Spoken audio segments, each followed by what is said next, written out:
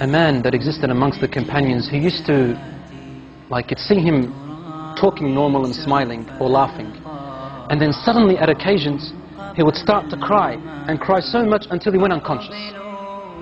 The companions told the Prophet ﷺ about this man to try and read on him for healing. So the Prophet ﷺ called this man and wanted to help him. He took him aside and said, what happens to you, my brother? The man said to him, Ya Rasulullah, I was never going to tell anyone this, but now that you've asked me, I must tell you. Before I embraced Islam, I used to have a daughter. And when she was born, I wanted to bury her, because the cultural ideology came into my mind. And I started to think that when she grows older, she will bring shame to my family.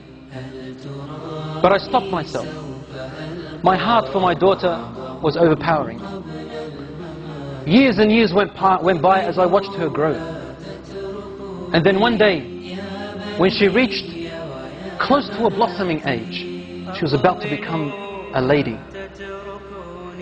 He said, I began to have nightmares and desperation and distress. The pain of my culturalism came into me, thinking of the shame that my daughter is going to bring with me if she walked off with another fellow and brought shame to all my ancestors. Day by day, I wanted to do something, but then my heart, my love stopped me.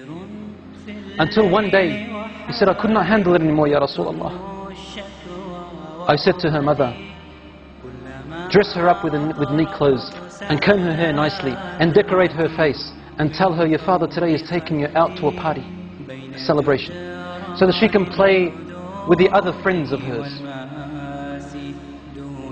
The mother knew that the father was up to a plot and a plan. So she dressed her daughter up. She combed her hair while she was crying. The mother was crying.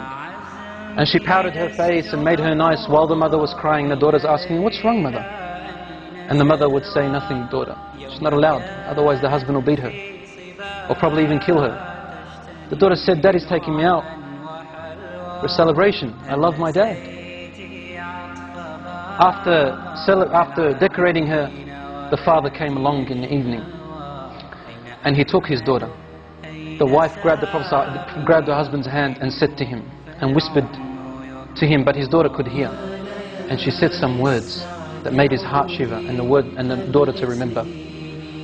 لا تضيع الأمانة يا رجل. O man, do not lose the trust. Your daughter is your trust. The man took his daughter away. And on his way, he's thinking to himself, what am I going to do? And the daughter is playing around her father, thinking that her father loves her. He said, I approached a very deep well which was steep and deep and had rocks, sharp rocks at the bottom.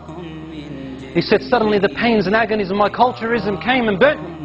And I began to think, should I throw her? Should I not throw her? So I would come close, then my heart would not let me. Suddenly the culturalism would come in. He said, I wrestled and wrestled. Suddenly, when I came close to the well, I grabbed my daughter and I threw her into the well. And my daughter held with her open, horrific eyes, looking at me and saying to me, Daddy, لا تضيع الأمانة. Oh, Dad, don't lose the trust. Don't lose the trust, Daddy. And the man then threw her into the well. He said, Ya Rasulullah. She kept falling, saying, لا تضيع الأمانة يا أبي. لا تضيع الأمانة, until her tiny voice went away. I couldn't hear her anymore and she died, Ya Rasulullah. The Prophet ﷺ looked up at him and his beard was soaked with tears. And the Prophet ﷺ's beard was soaked with tears, and he said to him, if Allah subhanahu wa ta'ala was to allow me to punish anyone for the killing and murder of anyone before Islam, I would have started with you.